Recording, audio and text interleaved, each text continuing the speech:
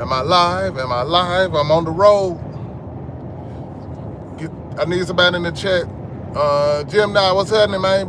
Brian Pleasure, what's up with you? Can y'all hear me? That's the first question. Because I'm on the, as you can see, I'm on the road right now. Is it freezing? I'm on the road, so I might be freezing. Can you hear me? Can you hear me over there? See if you can hear me. Check, test it.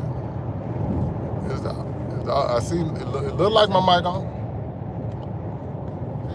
Yeah. Okay, good. Listen, hey, I'm on the road, and as y'all know, the title of the show today is "The Road Was Hell." Hello, get out the way. YouTube trying to tell me something, and it's blocking me. Resilient, thank you, Resilient. Appreciate that. All right, we good. So yeah, I'm on the road. It's alcohol, and I'm gonna be breaking up and all that good stuff because I'm really on the road, highway, and in certain areas, you're not gonna get the best reception. So if it happens, bear with me. I'm just gonna stay on until I see the bars looking good. Like right now, my bars ain't looking good, so hopefully it's not translated. What it looking like over there? It's still moving? A little grainy? Yeah, it look like y'all probably seeing it's looking grainy right now.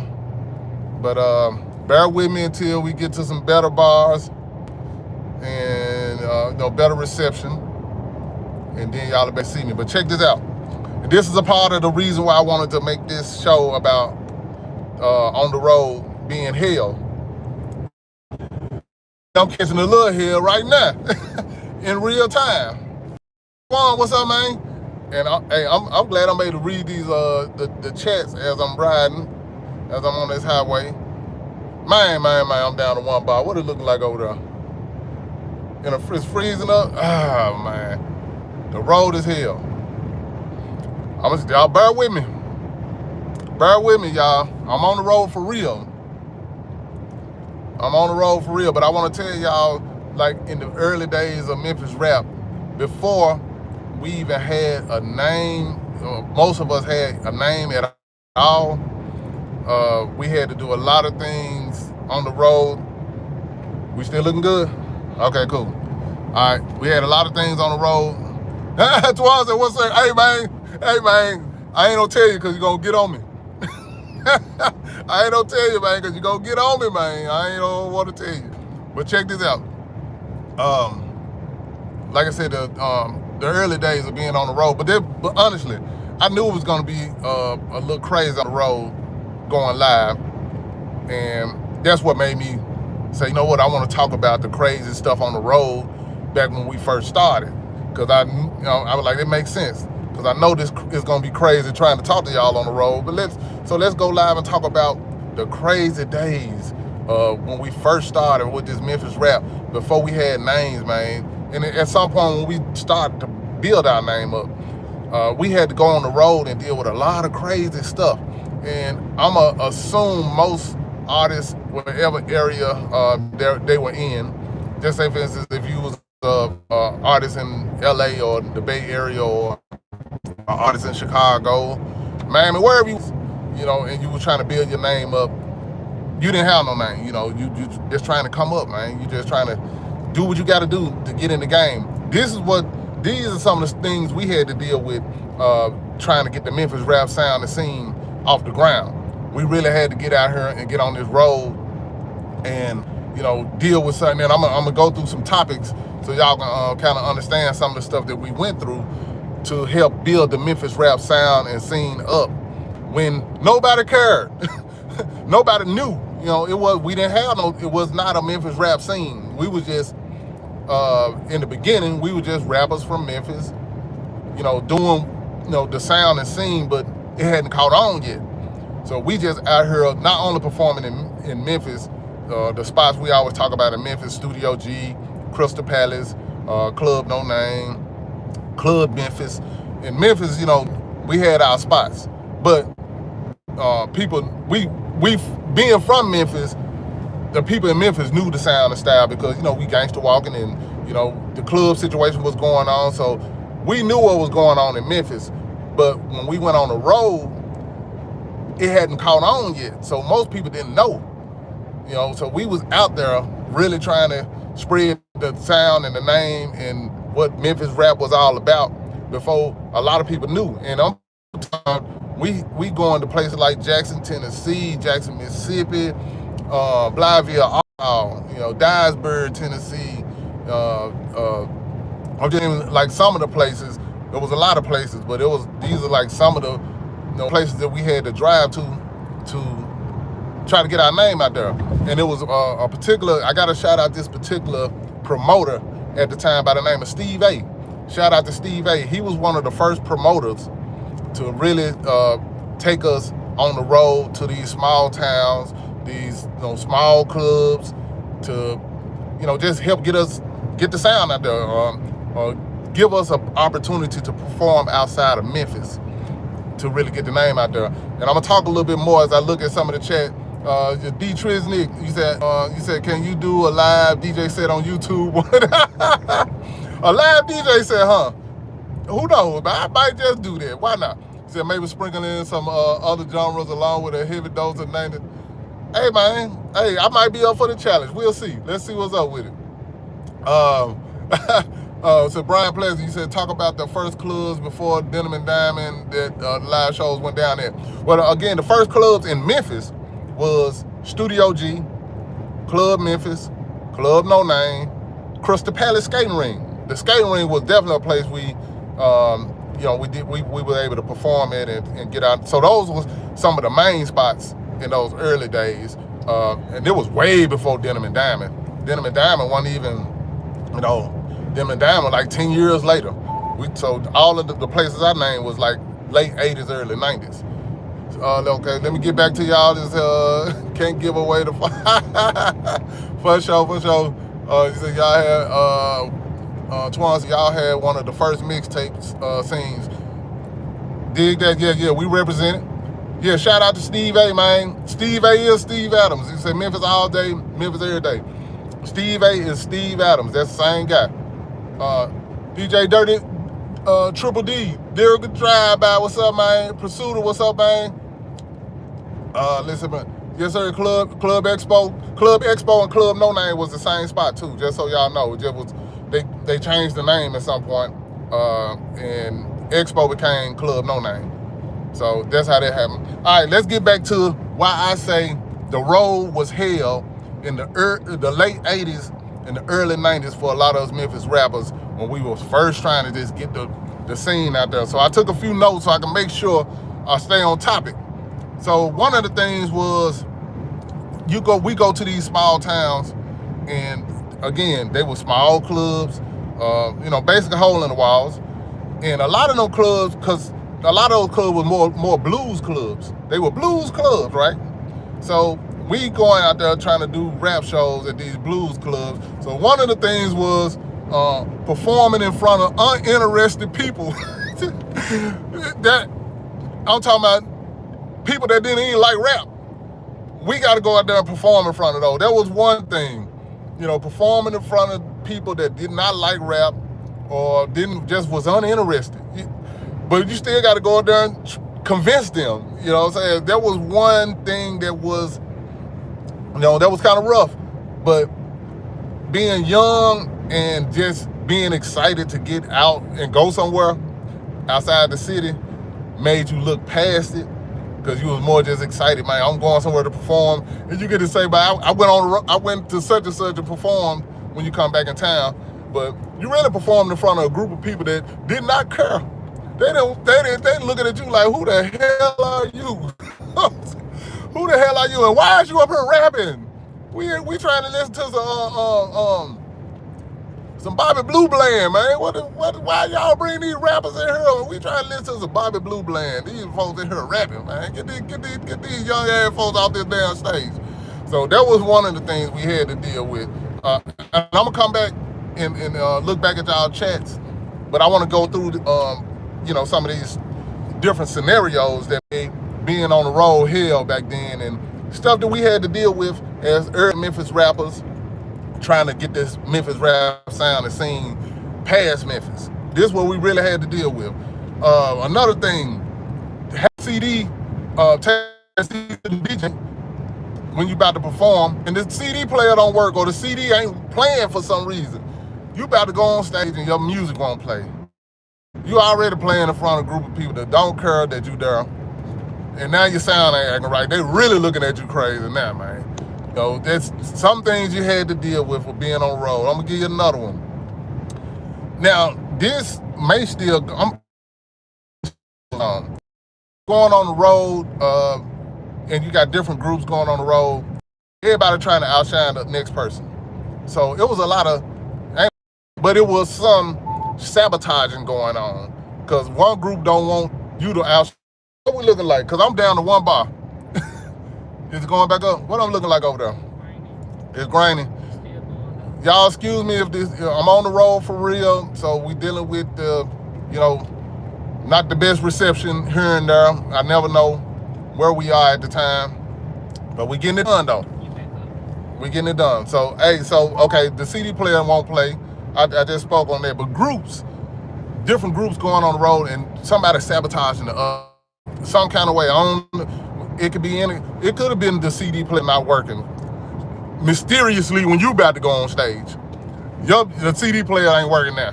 And, a lot of groups would sabotage the other group because people trying to outshine the other person. I'm sure that's probably still going on now, but we definitely dealt with that in the early days. Just think about Memphis rappers going into one of these small towns, and then there's an artist in that town. There's construction ahead. There's artists in that town that, they a little jealous, be honest with you. They might be a little jealous. And they in with the club, they in with the DJ. We from out of town. We from out of town. So they trying to make us look bad. That type of stuff be going on. Did go on in them early days. There was a lot of little crazy stuff, man, but we did what we had to do, no matter what. Let me get to another thing. I'm gonna tell you, it was times we had to perform. Think about it, we in Memphis, right? So a lot of places that we had to perform was Mississippi, Arkansas, and Tennessee. Was drivable. That was within an hour to 2-3 hour radius. Mississippi, Arkansas, and Tennessee. So it was definitely time where we were performing in a place that was in the woods. I'm talking about the woods. There's construction ahead. We'll end up in in these one lane streets, just driving in the woods, man, and then finally pull up in this big ass open field. And it's basically a truck trailer or something set up for us to perform. I didn't mind doing that, but it was like, you almost like, where the hell are we? Man, we could have been going to Jason's house, Michael Myers or somebody. That's how crazy the scenery looked until you finally pulled into where the performance area was, and then you finally see some more black people out there that was actually, it wasn't a lot, but it was enough to make us feel like, okay, Michael Myers is not here. We are here somewhere in the middle of nowhere. And I'm telling you another thing, the mosquitoes was big as hell. Big ass mosquitoes, man. I'm talking about, man, you could smack them, you could high five their ass, man. That's how big the mosquitoes was. I'm like, God damn, Memphis got mosquitoes, but we ain't got them big ass mosquitoes, man. Them little country spots, mosquitoes big as hell. Man, they ain't biting you. I mean, they ain't stinging you, they biting you. You know what I'm saying? They like Mike Tyson. Mosquitoes supposed to sting. Man, these mosquitoes biting you. You man, you try me, man, crazy. I ain't for the front on you, man. It was crazy. You in an open air field trying to get the rap sound. We were really dealing with that, man, in real life. So that was another crazy thing that we had to deal with on the road before anybody knew what Memphis rap was. There was people like me, Gangsta Pat, the group I was in, Men of the Hour, Ballin' MJG, Homicide. Man, it was a few of us in them early days that was going out here dealing with that. Radical T, you know what I'm saying? Psycho. We was in the group together. So, yeah. We was out there going out there dealing with that. Now, the people now, they ain't got to deal. Well, maybe some have to deal with it. When you on a certain level, it might be some stuff really still going on. But a lot of the young artists, they don't have to deal with that because they can go on the internet and build their name up. They ain't got to really go out on the road and go town to town and look country towns and stuff like that, trying to get their name out and performing in front of people that don't give a damn, that they don't even want to hear no rap. The new generation, they ain't got to deal with that. So, but we had to deal with that. We had to lay down the bricks, and that's part of the foundation. That's how the sound got out there and this was before the mixtapes really popped off. I'm talking about, no, before the mixtapes were really popping off.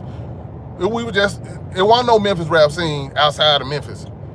We were the rap scene going to these different towns, trying to build this, let people know what we was doing, showing them how to gangster walk, and they ain't know what no damn Get Book was and none of that. We out there making it happen. So let me see, what else? Dealing with janky promoters.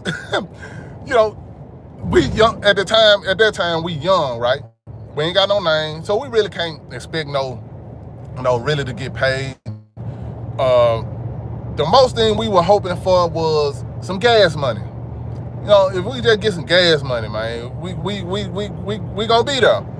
We really trying to get out there and get our name out there and get the sound out there. So we're performing for gas money.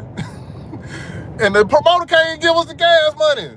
We get there, man, and of course it ain't no real big time out of it. There's a few people in there, and now we ain't making enough money, and you know what I'm saying, and woo. When you ain't got the gas money, man, oh my God. And so crazy stuff like that. So what if you ain't got no money? You depended on that gas money. Man. You needed that gas money to get back home. And now you got to deal with that. So drama comes out of that. So that's another part of being on the road, dealing with some of these jank ass promoters. I'm looking at my notes, trying to stay on topic. It's a situation. I'm gonna give y'all a story about a situation I went to, dealing with a jank ass promoter. Done brought me all the way to Port Arthur, Texas. I'm from Memphis, right? We drive to Port Arthur, Texas. Jank ass promoter put us up in this rinky-dink ass hotel, a Roach Motel, rinky-dink ass hotel. But we just trying to get my name out there. trying to get out there. What could we do? Because we ain't never been, honestly, I was excited to go to Port Arthur because UGK was on the rise. I'm like, man, we going to where UGK from? We going to Port Arthur. I was excited. So, we didn't know. They put us up in the hotel, but of course we don't know what kind of hotel we gonna be in until we get there. We get there, man. I'm talking about it was one of them hotels, man. You know what I'm saying? Where the drug deals go on there. You know what I'm talking about? Where the lot lizards go. The prostitution, all that, the prostitution and stuff go on there, man. It was one of them hotels. So you're dealing with stuff like that in those early days. And I remember like I said, going to Port Arthur, Texas. I'm in the rinky-dink hotel. So we still we in Port Arthur. Man, we in UGK land. I'm just excited for that. So we're in the hotel waiting for the promoter to let us know to come to the club to perform. Next thing you know, my manager at the time let me know, hey, it don't look like we're gonna be performing. What we looking like? Everything still looking good? The manager get the call that the show ain't gonna go on. We done drove all the way to Port Arthur, Texas. It's stuff like that. Going to places thinking you finna perform, you done drove and dealt with this, dealt with that, finally get there, ain't no show going on. All of this stuff is stuff we had to deal with before it done froze. Okay. Y'all bear with me now, like I carry on with. So obviously I'm not getting the best reception in certain areas because we in, what I'm looking like? On grainy again? Yeah. Okay. I'm gonna come to the comments in a minute. I'm about to get Elon Musk Starlink. I need to get the Starlink. I need Starlink. Elon Musk got supposed to have a reception where it can get in the countries or country towns where ain't no poles or nothing up where your reception can bounce. Elon Musk, let me get that Starlink, man, so I can go live on the road more often and don't have to be dealing with freezes and grainy and all that good stuff. But we on the road, and the road was hell. And I'm experiencing a hellish road trip right now trying to go live. But let's go back to those days. I'm gonna tell you one good thing that came out of it. Even though I didn't get the chance to perform, I'm in Port Arthur, I'm in the Ring-a-Dink Hotel. Guess who came to the hotel to apologize? Guess who came to the hotel to apologize? Pimp C. Pimp C from UGK came to that hotel. He knew I was coming to perform, and he was embarrassed that the promoter was making Port Arthur look bad. He didn't want me to go back and feel like that Port Arthur just was a bad look for me. So Pimp C came to the hotel and apologized for the damn promoter. First time meeting Pimp C, and they were still on the rise. I think they had in one pocket full of stones. It was what was the first song? Tell Me Something Good. Tell Me Something Good. That was the song that they was really coming up off of at the time. It was right before Pocket Full of Stones, so they were still on the come up. So Pimp C come to the hotel, apologize, and talking to me, man. Hey man, I want to apologize on behalf of the, that promoter, man. We don't get down like that here in Port Arthur, man. And man, I just want you to know, man, we don't get down like that here, man. And so he commits to rolling up several blizzards. You hear me? Several. Taylor boys can vouch for me for this. I'm talking about several. and they went in the air. Rotation. So he commits to put me on the other level. Not the level, he put me on the other level. Just talking to me and and we just chopping it up and I was past 9, man. I think I was on 109. I went on 9. I was on 109. And after that, we went somewhere to like a dentist or something. I don't know. Got something to eat, and that was my experience with Pimp C, meeting Pimp C in Port Arthur, Texas, because of a janky promoter. So something good came out of it. I always remember that situation with Pimp C because of a janky promoter. So, but that was one thing we had to deal with: janky promoters putting us in these rinky-dink ass hotels and canceling shows after you made this long ass drive. Let me see. Let me make sure I'm staying on topic. All right, let me go. Oh, let me go back to. Let me come to the comments. Then I go back to, and I bring it back to. I bring it back. Man, y'all got plenty of these jobs. I gotta catch up. God, hold up, man. I'm finna get. All right, let me finish. I'll come back to the comments. I didn't realize how many comments that came in. Okay, let me get back to it, because I'm coming back to the comments, though. I want to talk to y'all in a minute. So, we on the road, as y'all can see. I'm on the road. It's real. All right, let me see. Make sure I ain't forgetting nothing. I said that. I said that. Oh, and this probably still goes on, too. Not only having one hotel. One hotel. And you got like 2 groups. We all got to share hotels, or it might not even be no hotel. That type of stuff go on too.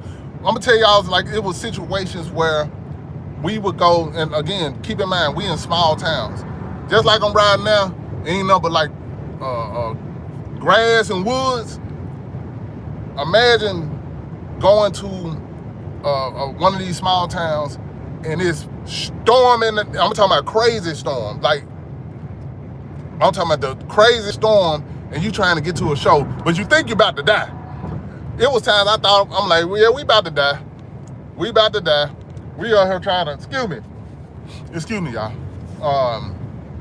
We out here trying to get to a damn show in the middle of nowhere. It's storming. It's a tornado over here. You see, it's crazy. Trying to get the Memphis rap sound out there. Going to one of these small ass towns. Shout out to the small towns. I love the small towns. Don't get it twisted.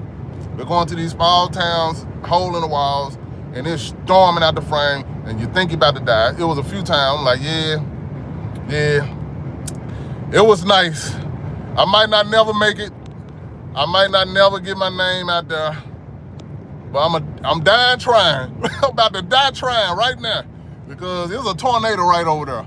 And ain't nothing else, ain't number empty field everywhere. Ain't no gas station nowhere. We just out here. But some kind of way we eventually get there. A lot of times get there too late because you're dealing with stuff like that. Let's go to, let me see. There's been a situation where I was in, let me see, where was I? It was somewhere in Tennessee. And we were coming back from a show. It's maybe 1 in the morning. Driving down dark ass roads, 1-lane roads, no street lights. 1-lane roads, no street lights. Again, the woods. All you see is woods everywhere. Or big ass open fields. It's dark as hell. And your car break down. And ain't nothing, you don't know where you at, number one. You know where you supposed to be trying to get to. But when your car break down at 1 in the morning, in a dark ass 2-lane in the middle of nowhere, all you see is eyes lit up, and there was like deers and animals, and you know what I'm saying? You just see them in the woods, man. We finna die. We finna die again. We really went through we almost died plenty of times, man, trying to put the rap sound, Memphis rap sound out there. It's dark as hell again. We ain't got no cell phone. We don't know what the hell is about to happen. We don't know if the KKK finna pop up out. I ain't lying. I'm thinking, man, I know it's a Klan rally going on right down. It's something going on down there. It's a Klan rally.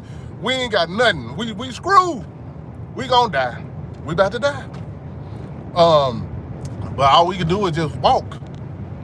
All we can do is walk.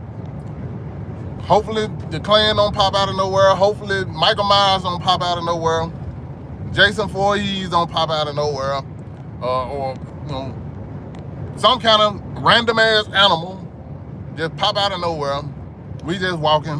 Hopefully one day we make it to somewhere and live. It happened. It went on. This is the type of stuff we had to deal with, trying to build our name up and get the Memphis rap sound out there. The road was hell, for real. We went through some things, you feel me? Let me see. Let's go to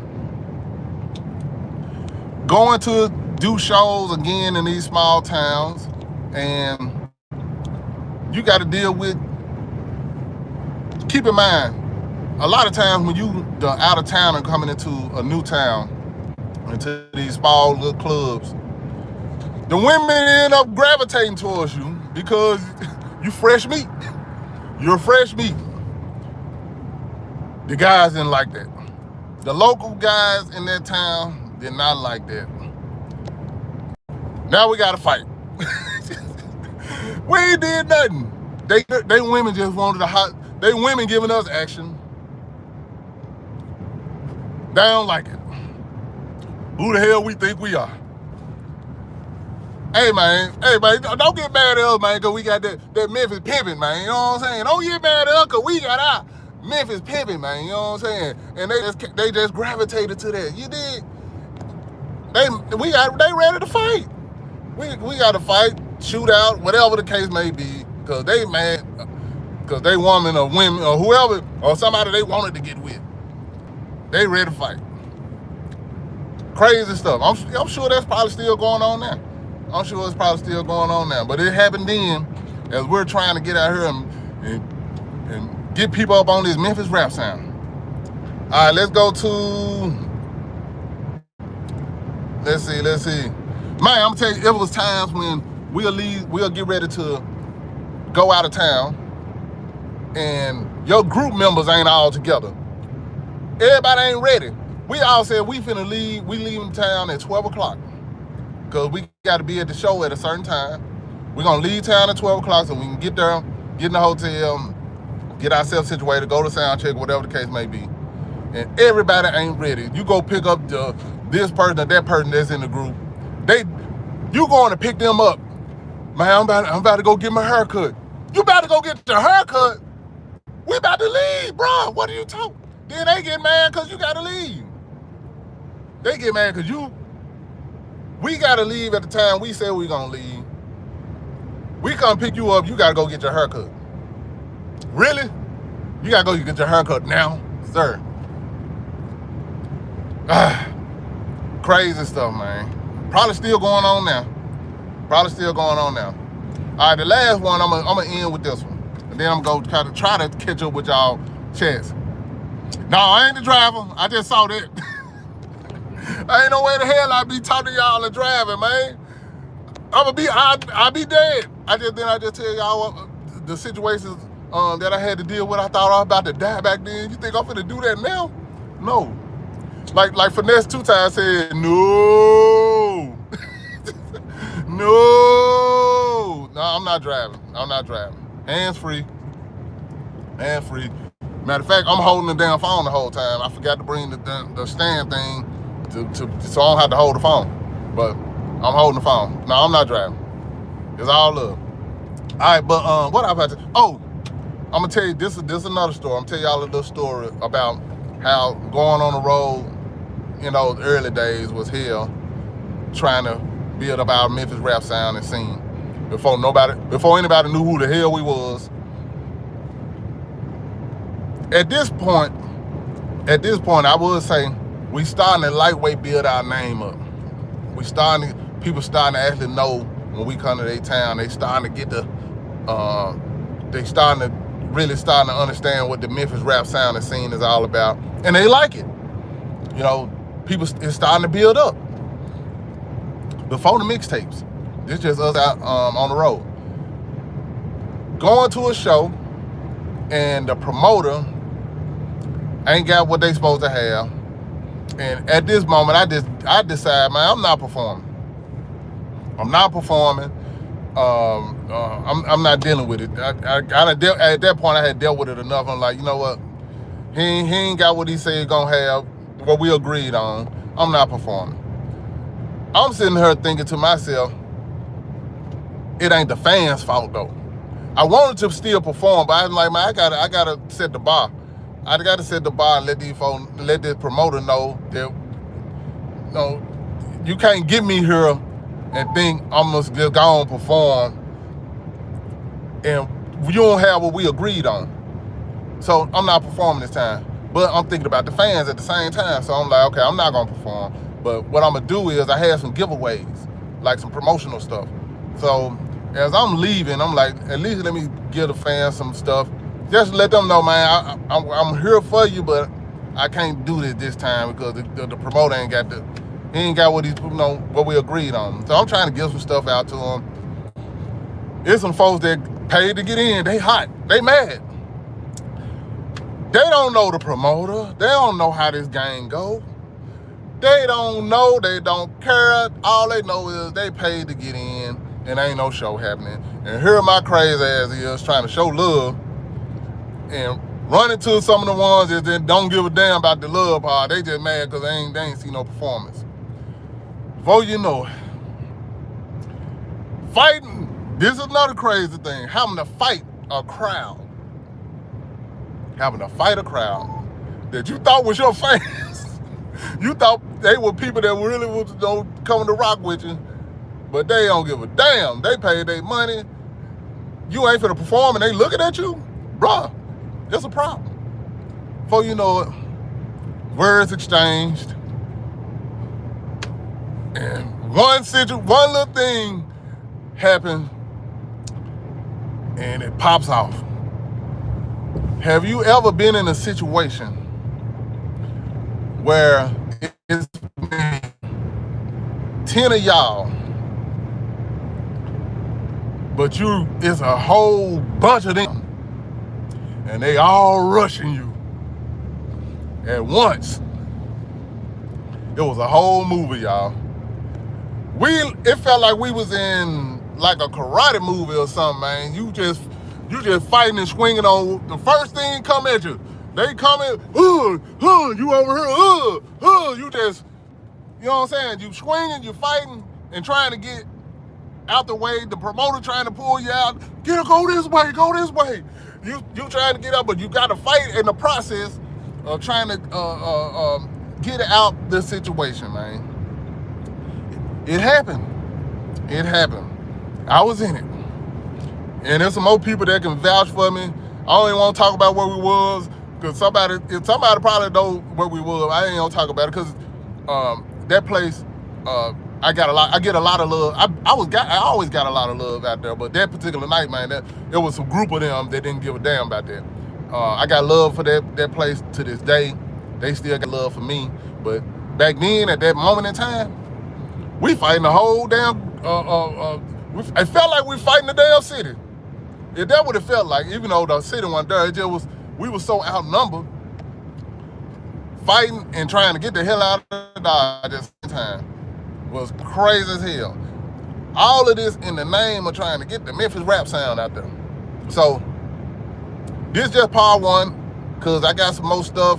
Actually, I got a interview with Steve, promoters that helped us in those early days, the name out there and get the sound out there. I got an interview with him, and I know he always like this. He always felt like people gave him flack for when certain shows didn't go the right way. He always felt like that. He always talked to me and be like, man, some of that stuff wasn't my fault though. The club owner reneged on me. Whatever the case, it was. He felt like he always got the blame for a lot of stuff, and some of the stuff was out of his hands. And I can see some of the stuff being out of his hands, but some of the stuff was in his hands too. I can't let him get clean away. But that's my guy. I rock with Steve A, because he really did help get us outside of Memphis and do shows outside of Memphis. And all of that played a part in spreading the Memphis rap sound, the Memphis rap scene, help us get our names out there, help us see what it's like to be on the road. For me to even talk about these crazy ass stories. But that's what really happened, and it was real. So again, this part one, I'm gonna pull up the interview with Steve A, let him tell some stories about being a promoter and some of the stuff that he did. And I'm gonna talk to some of my fellow Memphis rappers from back then, and ask them about some of the stuff that they had to deal with. And we're gonna talk some more about this, man. But I just wanted to give y'all a little bit of being on the road now, which sparked the whole idea about, you know what, let me talk about those early days of being on the road. And there was some crazy stories, and this is just a few of them. It was just a few of them. Let me see if I can catch up with these chats now. So y'all bear with me. I know I'm gonna be responding to some chats that y'all probably responding to. We're gonna go back. Let me catch up and holler at y'all. Let's see. Let me see where we at. All right, Memphis all day. Oh yeah, because Memphis all day, every day. That's when you asked me about Steve A, being Steve Adams. All right, let me catch up. Brian said, yes sir, Club Expo Studio C were always a good time. True that. You was there, huh? Brian, you was there. Cause if you said it like that, you was there. Let's see, what's the first place outside of Memphis to really accept the Memphis sound? Good question. Brian Pleasant said, what was the first place outside of Memphis to really accept the Memphis sound? Hold on, let me think.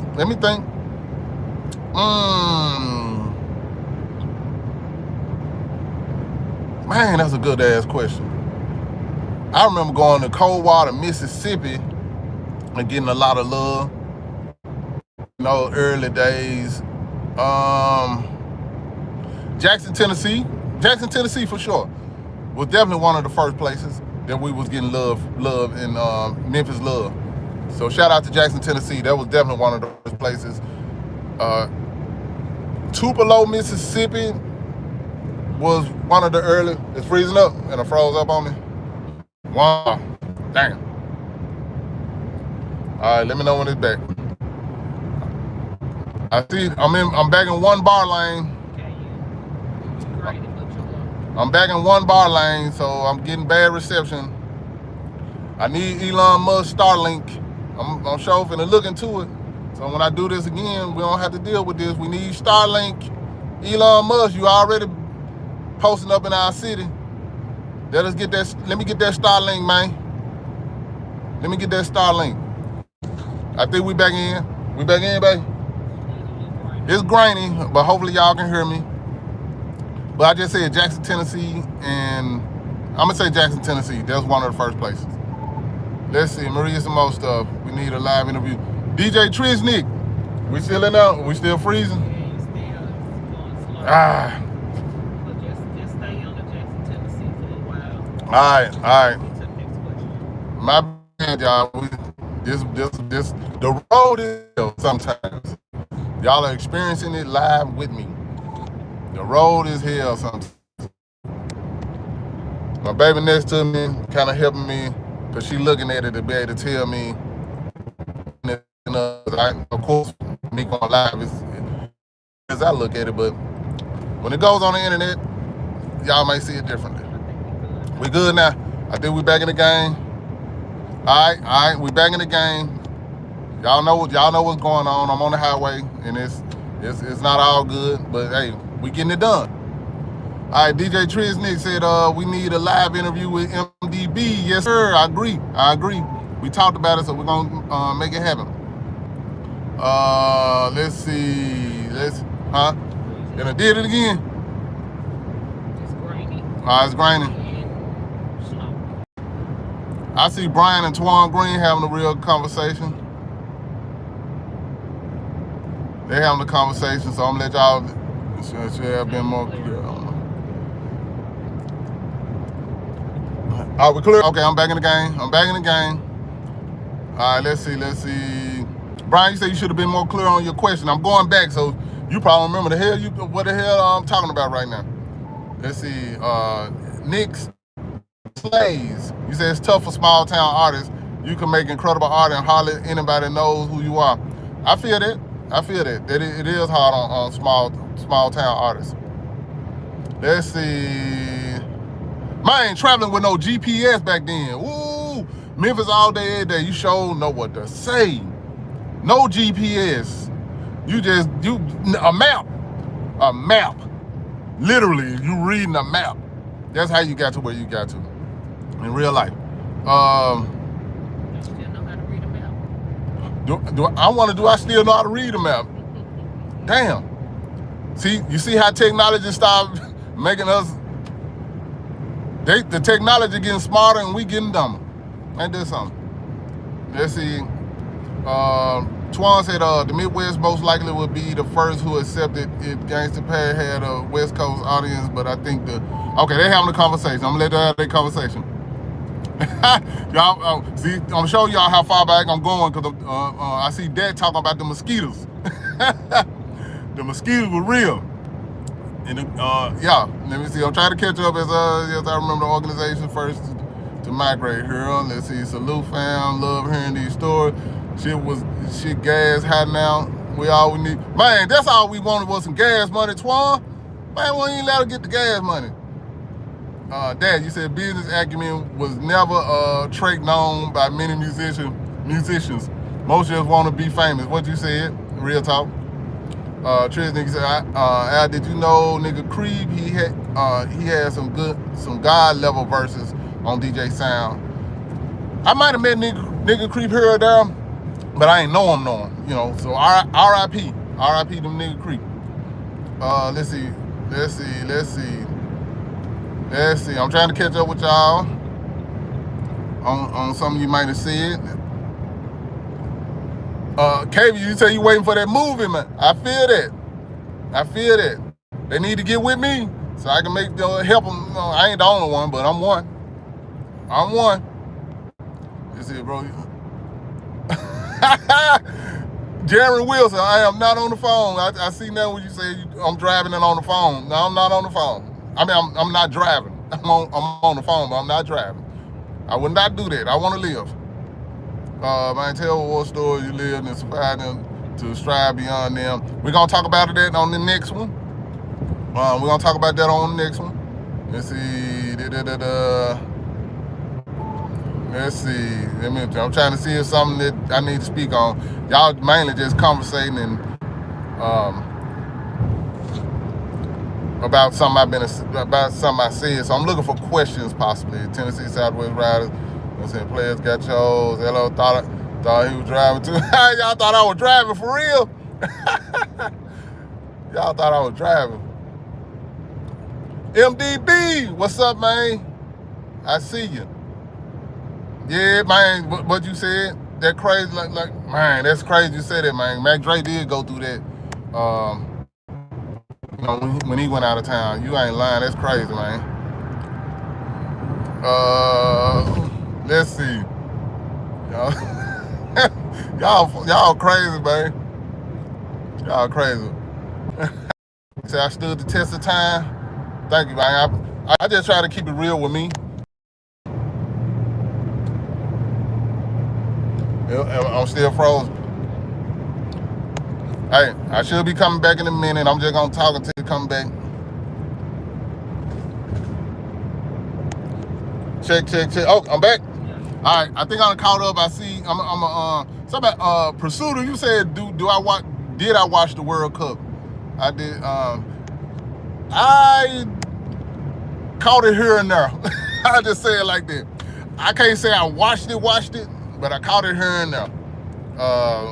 Yeah, that's dead on that. I caught it here and there, but I wasn't locked in like that.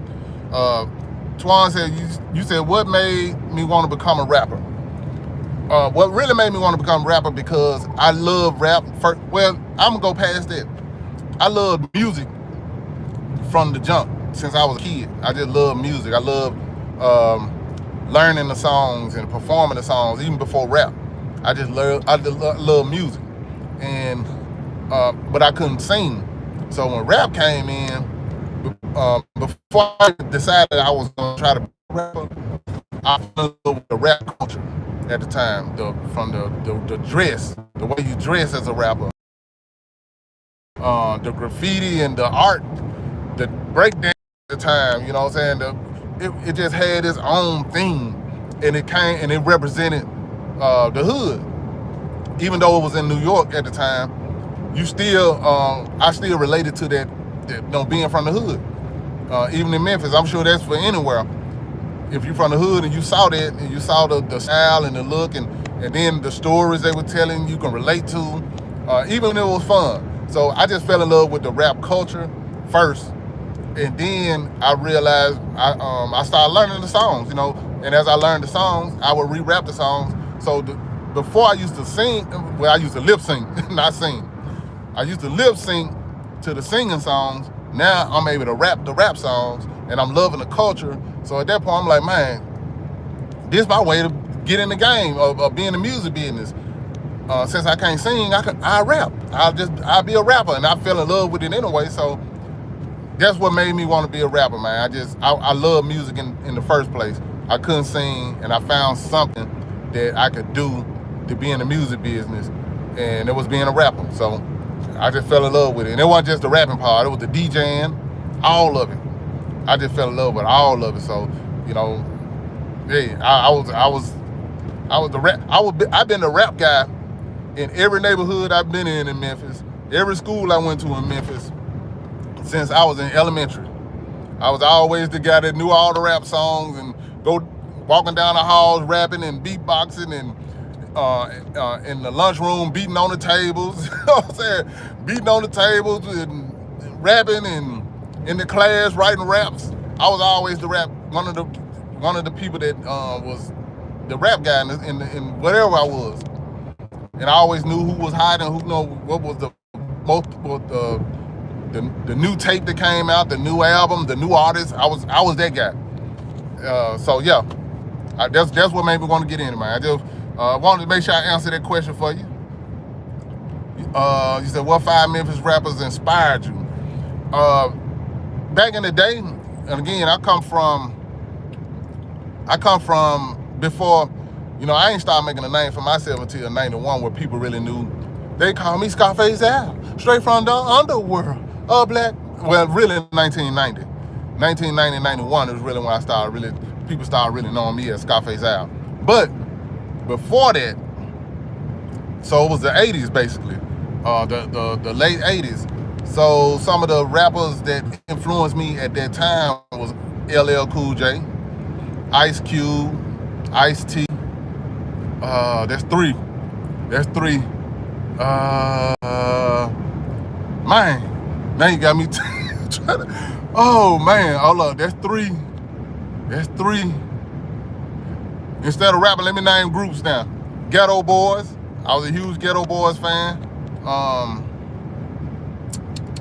So I'm gonna count that as one. So that's 4. I need one more that influenced me personally.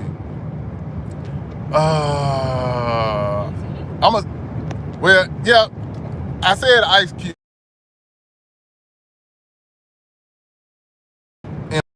but Ice Cube specifically. Another artist that influenced me. Something is making me want to say KRS-One. That's my philosophy, and man, I just somebody's wordplay and the knowledge that he used to spit. But it was quite a few. Now I'm thinking about Rakim. I'm thinking about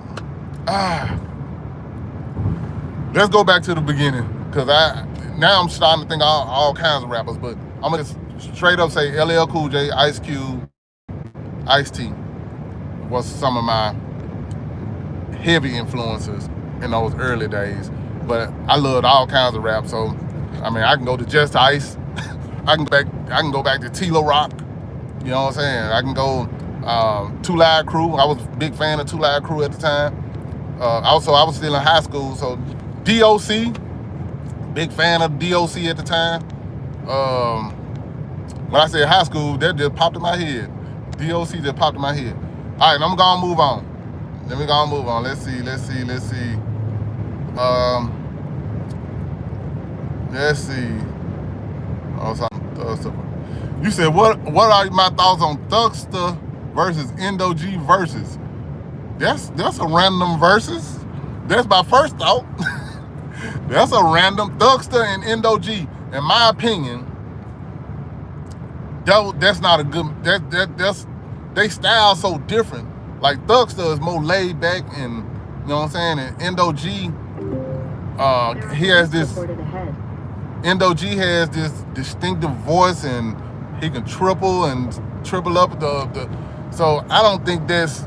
I think Thugster should have a verse with somebody else, and Indo G should have a verse with somebody else.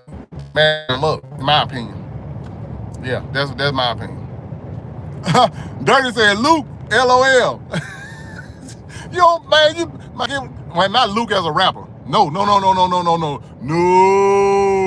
And my finesse 2 times voice. No, not Luke as a rapper. No. I'm just talking about the sound. I love the sound and the fact that they was explicit as hell. That was a big thing, a new thing at the time, when Too Short and Live Crew and NWA and Ice-T and folks like that cussing and stuff like that. It was new. It wasn't the norm. So I liked them for that at the time. You know what I'm saying? So Sir Mix-a-Lot, I used to bump the hell out of some Sir Mix-a-Lot. Posse on Broadway. Yeah, all that stuff. Let's see. All right, y'all done start running now. Man, y'all crazy. Everybody say crazy, lazy, or busy. Who you got? See, you trying to start something. You trying to start something, babe.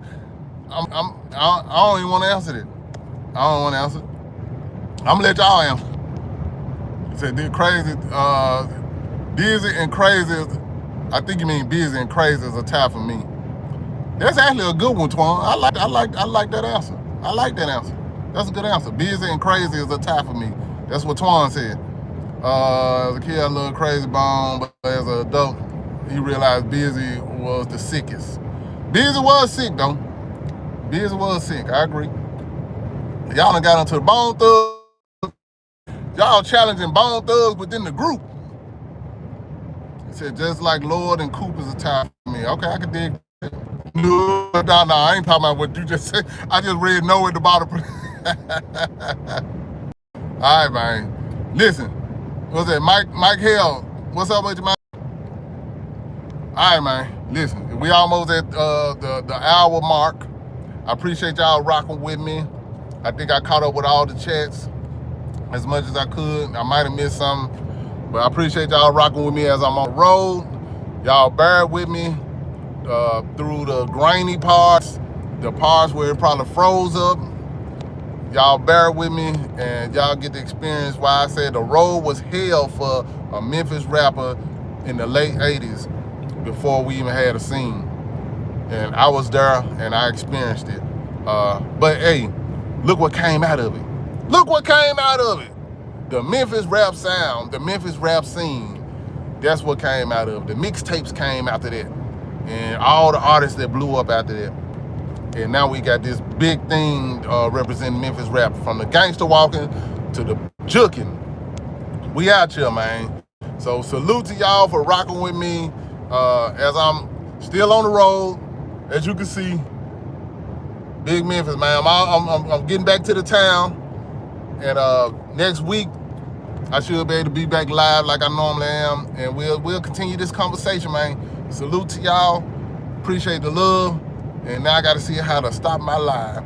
Like, subscribe, and share. Oh, make sure you like, subscribe, and share. Thank you, babe. Make sure you like, subscribe, and share. Let some more people know what we're doing, what we got going on here as we talk about this Memphis rap history, man. What you got? Al Kapone, Al Capizzi. Oh, boy. And we're going to keep it going, because I don't want to have to fight these mosquitoes no more, man. Whoop these tricks, man. We ain't finna get fighting with the mosquitoes no more. Salute to y'all, man. Much love. 100.